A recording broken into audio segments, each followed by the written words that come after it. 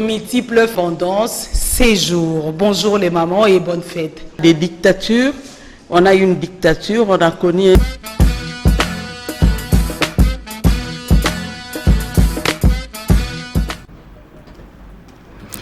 Enfin, après des reports, la réunion de la Mouka a bel et bien eu lieu à Lubumbashi le 29 juillet avec Maman Buntsana. Elle va essayer de nous faire un petit compte rendu de la réunion. Très chers téléspectateurs de Canal Congo Télévision, nous vous disons bonjour et bienvenue à cette émission Femmes aux multiples facettes. Maman Buntsana, je vous dis bonjour. Bonjour Mimi. Enfin, la réunion de la Mouka a eu lieu à Lubumbashi le 29 juillet et du nouveau qu'il y a eu passation du pouvoir de Moïse Katumbi à Jean-Pierre Bemba. Il est maintenant le nouveau coordonnateur de la Mouka pour 3 mois. Et c'est un peu de nous expliquer comment ça va se passer et un petit compte rendu de la réunion. Oui, la réunion de la Mouka tant attendue par... la population a bel et bien eu lieu. Le président du mouvement de libération du Congo, le sénateur Jean-Pierre Bemba Gombo, a été représenté par la secrétaire générale parce que lui ne pouvait pas faire le déplacement. En dernière minute, il y a eu un problème technique dans son avion, l'avion qui devrait le conduire jusqu'à Lubumbashi, et il n'a pas pu faire le déplacement, mais il a été représenté par la secrétaire générale, Madame Eve, l'honorable Eve Bazaïba Massoudi, et il y a eu effectivement passation de pouvoir entre le président le coordonnateur Moïse Katumbi et le nouveau coordonnateur, le sénateur Jean-Pierre Bemba Gombo. Madame, il y a eu de mauvaises langues, les gens parlent toujours, c'est comme ça, c'est la vie. Ils ont dit que Jean-Pierre Bemba, il y a de couacs au sein de la Mouka, c'est pourquoi M. Bemba ne s'est pas présenté. Et là, on voyait Madame Bazaïba. Est-ce que vous pouvez expliquer à la population si c'est comme ça ou c'est du mensonge, de rumeurs? Oui, moi je crois que ce ne sont que de rumeurs non fondées, parce que si le président Jean-Pierre Bemba, un homme responsable, s'il n'était pas dans la Mouka, il allait le déclarer, mais il est bel et bien dans la Mouka, il est cofondateur de la Mouka, il est coordonnateur maintenant pour 3 mois de la Mouka, il va travailler, il va mener des actions pour la Mouka avec l'équipe qui va l'accompagner dans sa mission. Donc, n'eût été ce problème technique, le président Jean-Pierre Bemba serait bel et bien à Lubumbashi, mais ayant la difficulté de déplacement, c'est ce qui a fait qu'il soit représenté par la secrétaire générale. Donc, il ne pouvait pas se faire représenter par la secrétaire générale s'il n'était pas dans la Mouka, il était contre la Mouka. Donc ce ne sont que des rumeurs, ce ne sont que des personnes qui sont contre l'unité de la Mouka. Il y a des personnes qui sont en train de monter des cabales qui croient que la Mouka, avant on disait que la Mouka ne subsistera pas, et après la Mouka c'est nul, la Mouka c'est rien, mais maintenant qu'on a prouvé que oui, on peut se mettre ensemble pour défendre la nation, pour défendre le peuple congolais, et maintenant ils sont confondus, ils cherchent des cabales, ils cherchent comment justifier, monter des choses qui ne sont pas correctes. Mais la Mouka existe, les leaders sont unis, ils sont ensemble, ils vont mener des actions jusqu'à l'établissement de l'état de droit en République démocratique du Congo. Très bien, en République démocratique du Congo, Madame Buntsana essaie un peu de nous expliciter la réunion tant entendue depuis le 2 reports, il y a 2 reports. C'était juste pour la passation du pouvoir. Si c'était juste pour la passation du pouvoir, il pouvait rester, il pouvait le faire même en échange, soit en téléphone, ou soit par des écrits. Est-ce qu'il y a vraiment, il n'y a pas un petit couac là où soit... Non, pas du tout, parce que la passation du pouvoir ne pouvait pas se faire comme ça. Il y a eu un coordonnateur.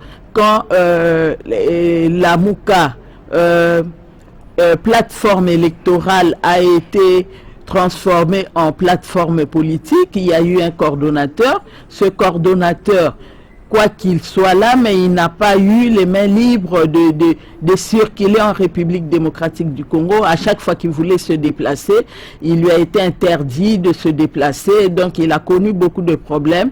Qu'à cela ne tienne, il a quand même organisé les choses. Il devrait quand même faire le rapport au Présidium. Donc, ce rapport ne devrait pas se faire au téléphone. Il fallait qu'ils se réunissent, qu'ils voient un peu, qu'ils montent des stratégies de l'avenir de la Mouka, qu'est-ce qu'ils doivent poser comme acte, et composer également les personnes qui doivent les accompagner dans la mission de coordination. Et il fallait qu'ils soient ensemble. C'est pour cela qu'ils ont fait le déplacement et ils ont évalué, ils ont pris des nouvelles dispositions qui vont conduire la Mouka à la coordination du président. Comment ça va se passer pendant ces 3 mois là, du mouvement de libération du Congo?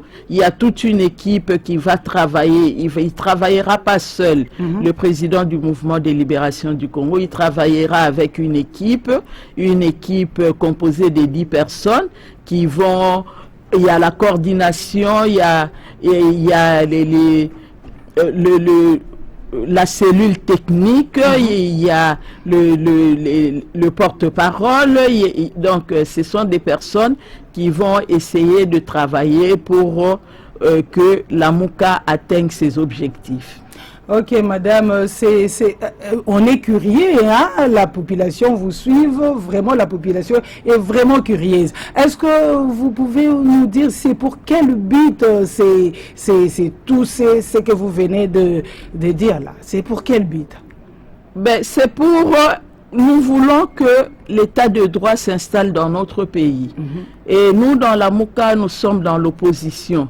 Nous sommes là pour essayer un peu de cadrer les choses, parce que on dit que c'est la justice qui élève la nation. Très bien. Et nous sommes là pour nous battre afin que la justice soit réellement dans notre pays et que la volonté populaire soit également respectée. J'espère que vous ne semblez pas ignorer ce qui s'est passé aux élections de décembre 2018. Et vous savez vous-même que c'est notre candidat qui avait gagné les élections, mais il y a eu des tripotages. Selon vous? Il y a eu, parce que les autres aussi ne nous ont jamais prouvé mais que la Cour constitutionnelle, madame, a tranché. Cette cour-là, moi je ne sais pas, madame, si vous continuez à croire à cette cour-là, ben, quand nous on disait que la cour n'est pas crédible, les gens nous traitaient comme des malades, mais après ils ont vu ce que la cour a fait aux députés qui étaient élus et comment la cour elle-même s'est rebuffée en disant que ce sont des erreurs matérielles. C'est aussi le problème. Oui, c'est ça, c'est ça. L'erreur matérielle qu'il a commis pour les députés, c'est l'erreur matérielle qu'il a commis aussi à la présidentielle. Donc, nous disons que la Cour n'est pas crédible et nous allons continuer ce combat pour que la volonté populaire soit respectée, le combat de l'instauration d'un état de droit, parce que sans un état de droit, il nous sera difficile de développer notre nation. Et c'est pas moi qui le dis, c'est la parole même du créateur du monde qui dit que seule la justice qui élève la nation. Et tout le monde, les gens ne vont pas me contredire. S'il n'y a pas de justice, il n'y a pas de développement, il n'y a pas d'épanouissement. Et il faut seulement que la justice soit là. Il faut que notre pays arrive, les dirigeants du pays arrivent à respecter les lois du pays et à respecter également la volonté populaire. Sinon, à quoi servirait d'aller aux élections si on ne respecte pas la volonté populaire? Et comment nous pouvons espérer un développement si l'état de droit n'est pas installé, les lois ne sont pas respectées? Et c'est ça le combat de la Mouka. Nous allons continuer ce combat et jusqu'à la fin. Jusqu'à ce que la République démocratique du Congo soit un État de droit, un État respectueux, un État où la loi est respectée, un État où nous avons des dirigeants crédibles, des dirigeants choisis par la population et non des dirigeants nommés. Que Dieu vous donne la force, madame, vous de la Mouka et tous ces peuples-là qui veulent le changement en RDC. Merci, nous y arriverons parce que, comme nous disons au mouvement de libération du Congo, avec Dieu nous vaincrons et nous croyons que si Dieu est avec nous, personne ne peut être contre nous et nous allons vaincre. Très bien. Madame Marie-Josée Bounsana Loukeba, vous êtes cadre du MLC. Vous le savez, c'était lors d'une réunion chez le chairman Jean-Pierre Bemba. Il a promis de redynamiser le MLC. Pourquoi ces mots-là, redynamiser? Il est venu trouver un peu de... Comment je peux expliquer ces mots-là? Il est venu trouver le parti en chaos ou comment redynamiser? Ouais, non, ça, c'est pas que le parti était chaos, mais le parti, quand même, notre parti a connu beaucoup de problèmes. Notre parti était privé de son leader depuis plus de 10 ans. Et maintenant que le président est rentré, c'est tout à fait normal que le président redynamise les choses. Le parti n'était pas KO parce que la secrétaire générale a tenu le parti pendant 5 ans. Et vous avez vu, on a connu beaucoup de problèmes. Il y a eu même le nom du MLC qui était parti et la secrétaire générale a pu récupérer l'identité du mouvement des libérations du Congo. Et il y a eu défection, il y a eu beaucoup de gens qui étaient partis parce que d'autres se disaient que Bemba ne reviendra plus, que des Bemba seraient condamnés toute sa vie. Mais maintenant que le président, Dieu les a confondus et c'est normal que quand le président revient, qu'il reprennent les choses, qu'ils redynamisent ce qui était affaibli et que les nouveaux viennent aussi, qui adhèrent au parti. On doit les former, on doit les encourager et on doit également les accompagner pour qu'ils soient réellement actifs. Et c'est ce que nous sommes en train de faire. Il y a eu beaucoup de... C'est pour quand? C'est pour bientôt?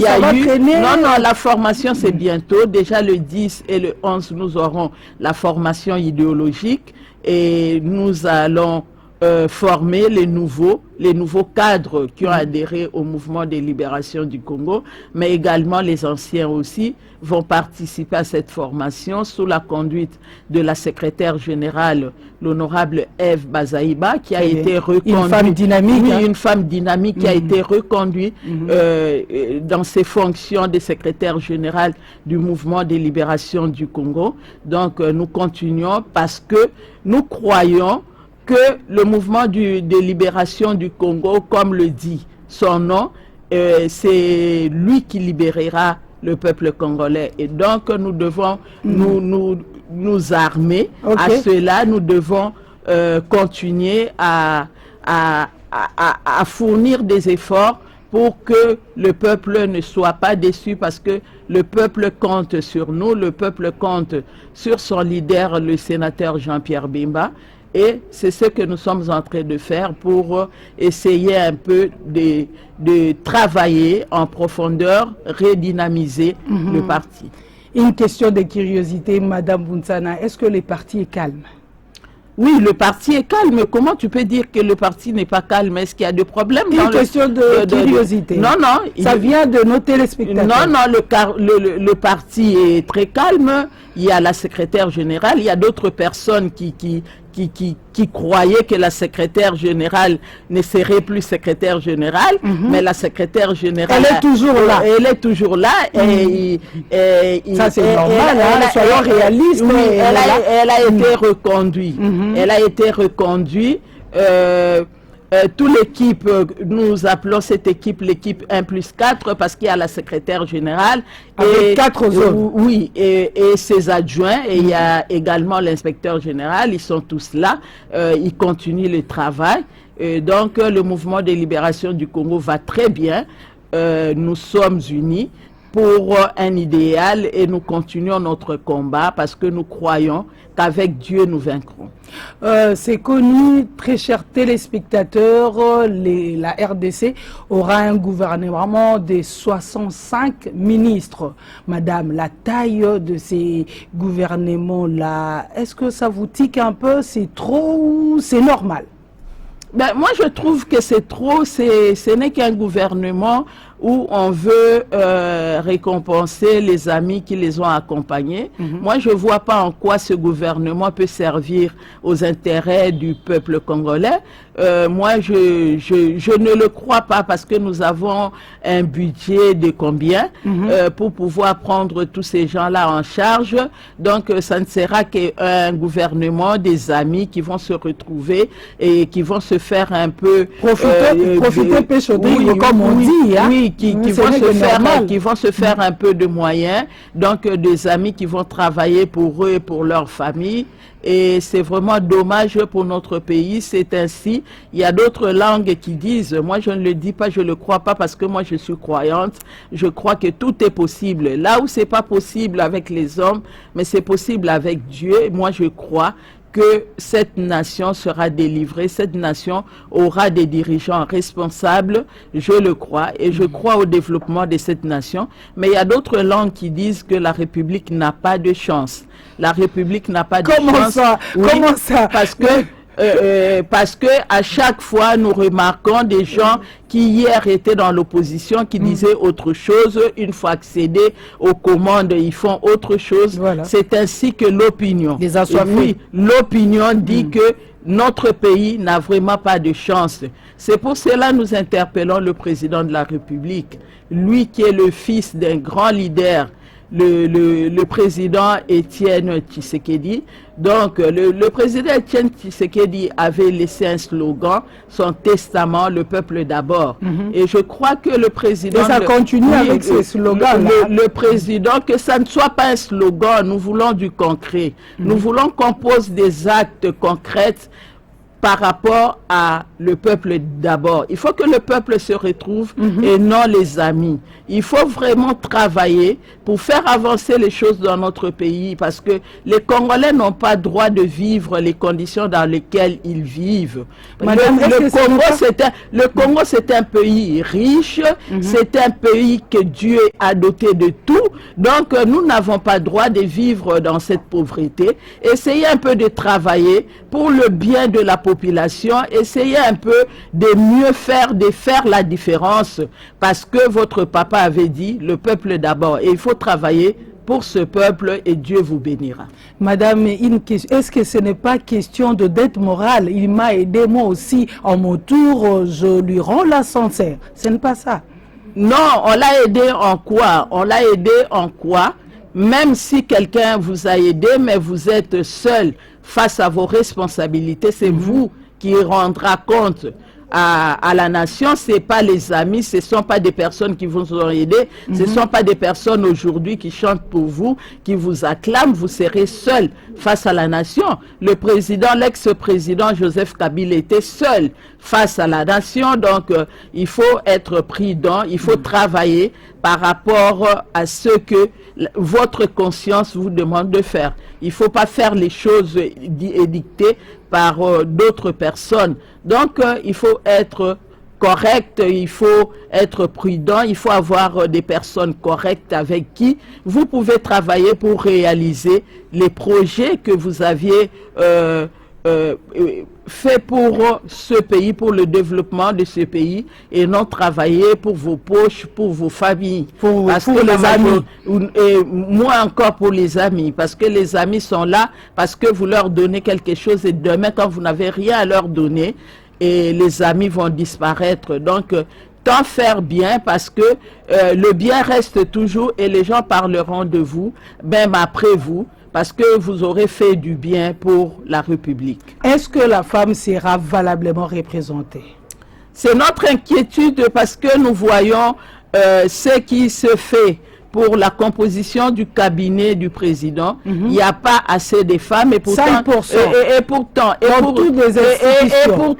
pourtant, moi je sais que dans leur parti politique, il y a beaucoup de femmes, et ces femmes ont milité, ces femmes ont travaillé, et ce sont des femmes compétentes. Mais nous ne comprenons pas quand il s'agit de distribuer les postes, on ne tient pas compte de ces femmes-là. Nous vous demandons, vous les dirigeants, vous qui allez désigner des ministres, les chefs des partis politiques, il faut prendre en compte les femmes. Parce que quand vous travaillez au sein des partis politiques, les femmes sont là. Les femmes vous accompagnent, les femmes vous assistent. Les femmes sont compétentes parce que les femmes ont les mêmes diplômes que vous avez. Les femmes ont été formées. D'ailleurs, les femmes sont les mieux formées, moi je crois. Les femmes sont formées. Donc, il n'y a pas raison qu'on puisse mettre les femmes de côté. Donc, choisissez des femmes compétentes au sein de vos partis politiques et alignez-le parce que les femmes, quand les femmes prendront des responsabilités, vous allez voir vous-même que la gouvernance sera différente. Les femmes vont mieux faire. Les femmes vont gérer autrement parce qu'ils l'ont prouvé partout. Il y a des femmes, il y a des changements. Nous, au mouvement de libération du Congo, depuis presque 5 ans que la secrétaire générale, l'honorable Eve Bazaïba, conduit les affaires du parti, il y a quand même un changement. Donc, essayez un peu avec les femmes, parce que les femmes sont des bonnes gestionnaires. Les femmes l'ont prouvé au sein des familles. Ce sont les femmes qui gèrent les familles, les femmes qui envoient les enfants à l'école, les femmes qui les éduquent, les femmes qui vous ont éduqués, qui ont payé le Minerval pendant que les papas ne travaillaient pas, mais avec le peu de moyens, les femmes ont su envoyer les enfants à l'école. Essayez un peu avec ces femmes dans la gestion de la res publica et vous-même vous allez voir la différence. Si réellement vous voulez la bonne gouvernance, essayez avec les femmes. Il faut tenir en compte la représentativité des femmes telle que le recommande l'article 14 de la Constitution. Très bien, bien dit madame, mais et ça nous tique un peu. On a dit le gouvernement sera composé des 65 ministres, 42 du FCC et 23 du CACH. Alors si vous n'êtes pas de la coalition, cette coalition-là, dont vous ne serez jamais ministre ici en RDC pendant ces 5 ans. Donc c'est une coalition diabolique. Malheureusement, c'est le président Félix qui a accepté cela. Vraiment, c'est regrettable. Oui, c'est vraiment regrettable. C'est pour cela même, j'ai suivi France Internationale qui a qualifié notre président d'un président potiche parce que nous ne croyons pas réussir avec un tel gouvernement, parce que qu'est-ce que les gens du FCC vont nous apporter de nouveau? Qu'est-ce qu'ils n'ont pas pu apporter durant les 16 ans de leur gouvernance? Nous savons nos frères du FCC, ce qu'ils font, nous savons leur mauvaise gouvernance, donc moi je ne vois pas ce qu'ils peuvent apporter de nouveau. Donc nous continuons, c'est la continuité de M. Kabila, et qui continue avec ses amis du FCC. Je ne pense pas qu'avec un tel gouvernement, le président Félix Tshisekedi, si seulement il a un programme, pourra réussir son programme, parce que je ne sais pas, j'ai jamais entendu son programme, je l'ai jamais vu. Je ne sais pas s'il a un programme pour la République démocratique du Congo, pour le développement de ces pays, mais si réellement il a un programme, moi je ne crois pas qu'il réussira sa mission avec des personnes qui ont prouvé de leurs limites pendant qu'ils étaient là. Ils nous ont prouvé de quoi ils étaient capables. Donc moi, je ne pense pas qu'ils vont innover. Il n'y a rien, on peut rien attendre de ce gouvernement, à moins que le président voit les choses autrement. C'est ce que j'allais dire. Essaye un peu de recadrer, parce que c'est lui, le président de la République, que toute la nation l'observe, toute la nation la regarde. C'est ce que j'allais dire. Si le CACH et le FCC vous tendez la main, vous de la Mouka, vous allez répondre par oui ou par non? Mais comment eux, ils vont nous tendre la main? Parce que non, il n'y a pas d'exception, parce que nous disons c'est nous qui avons gagné les élections. Ils nous ont volé notre électorat. Ils ils nous ont volé. Et maintenant, comment eux, ils vont nous tendre les mains? Nous allons leur laisser, nous les laissons, nous les observons faire des choses, mais nous leur demandons de faire des choses pour le bien de la nation, de travailler pour l'intérêt de la nation et non de travailler pour leurs intérêts. C'est ce que nous leur demandons. Nous ne faisons pas partie de leur gouvernement parce que un gouvernement qu'on ne connaît même pas le programme, on ne sait pas ce qu'ils vont faire et nous ne pouvons pas adhérer. Vous allez le savoir. Non, nous ne pouvons pas adhérer à quelque chose qui a été biaisé dès le commencement et avec un fondement mauvais. Quelque chose est bâti sur le sable. Nous ne pouvons pas faire partie des choses bâties sur le sable parce que quand le vent vient, les conséquences, vous allez les vivre vous-même. Vous suivez Femmes aux multiples facettes, votre mission aujourd'hui. Je suis avec notre invitée, Maman Marie-Josée Wunsana, que vous connaissez tous, hein, elle est l'invitée principale, parce que les gens demandent pourquoi seulement cette maman-là. Elle est l'invitée principale de cette émission Femmes aux multiples facettes. Madame, on peut parler un peu de la santé. Quelle chance vous donnez à la commission de M. Muyembe, parce que jusque-là, l'Ebola continue à saccager et à ravager la ville de Goma. Quelle chance vous le donnez, lui qui est coordonnateur de la riposte? Oui, moi je crois que c'est à peine que le professeur Muyembe vient de prendre ses fonctions en tant que coordonnateur de la riposte d'Ebola. Moi, je sais, je connais le professeur Muyembe, que c'est un scientifique, c'est quelqu'un qui connaît la matière, donc il va tout faire pour que la riposte soit effective. Donc, donnons un peu le temps au professeur Muyembe et qu'on le laisse également aussi travailler parce que c'est un scientifique, il sait comment mener des actions, il sait comment faire des recherches pour éradiquer ce fléau qui a trop duré dans notre pays. Et moi, je crois qu'avec le professeur Muyembe, l'Ebola va nous libérer. Carte de femme politique leader active, madame, nous attendons de nouvelles. Est-ce qu'il y a du nouveau? Oui, je salue les femmes fortes, les femmes leaders actives du cartel. Je les salue encore une fois. Courage, nous sommes là, nous continuons. Il y a une formation en vue ce 13. Nous aurons une formation sur les violences faites aux femmes dans les institutions. Donc, nous aurons cette formation au centre Carter. Une formation qui sera animée par des experts en la matière. Donc, et c'est cette formation, nous invitons toutes les femmes leaders de nos partis politiques à prendre part à cette formation. Et nous aurons aussi une autre formation, mais qui ne sera pas dans la ville de Kinshasa, c'est à Boma du 20 au 21 avec nos partenaires qui nous accompagnent. Nous aurons la formation avec les femmes des partis politiques à Boma. Est-ce que vous avez un mot de la fin, parce que bientôt là on va terminer, hein? Il y a du nouveau, vous avez marié votre fille, on va laisser les téléspectateurs de suivre ce mariage-là, en tout cas félicitations, mais avant, parce que c'est la fin déjà, votre mot de la fin pour ces numéros de Femmes aux multiples facettes.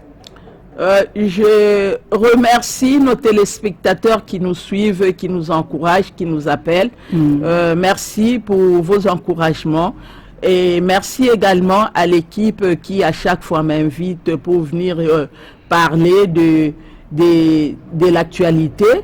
Et je remercie également les femmes membres du cartel des femmes politiques leaders actives. Le cartel est composé des femmes de l'opposition et des femmes du FCC, je dirais, parce qu'avant c'était la majorité au pouvoir, maintenant c'est le FCC, les femmes des partis membres du FCC, mais nous sommes tous unis, nous sommes ensemble et nous sommes là pour la même cause la participation effective des femmes dans les institutions publiques. Et tenons bon, nous croyons que nous allons gagner, parce que si Dieu est avec nous, personne ne peut être contre nous, quel que soit le temps que ça prend, mais nous croyons que nous allons gagner et que la République démocratique du Congo un jour sera dirigée par une femme, et pourquoi pas le gouvernement avoir un premier ministre femme. Donc nous y croyons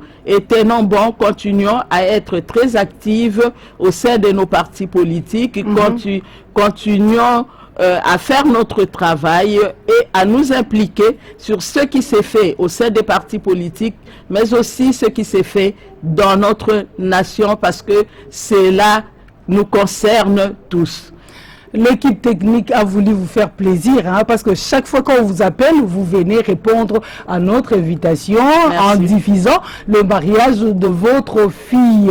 Chers téléspectateurs. Et je remercie également les personnes qui ont répondu à notre invitation à ce mariage. Il y a eu mariage coutumier, civil et religieux de notre chère fille qui est maintenant Madame Mwambadiane Benita Boutila. Donc là où ils sont, ben, je les félicite, je les encourage et je remercie les invités qui ont répondu massivement à ces festivités. Très bien, nous sommes à la fin de cette émission Femmes aux multiples facettes.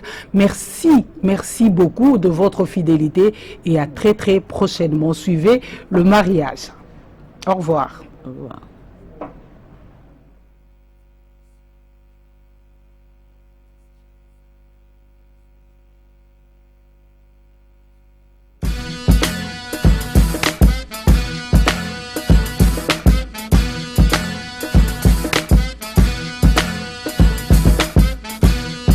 Multiples tendances, séjours. Bonjour les mamans et bonne fête. Des dictatures, on a eu une dictature, on a connu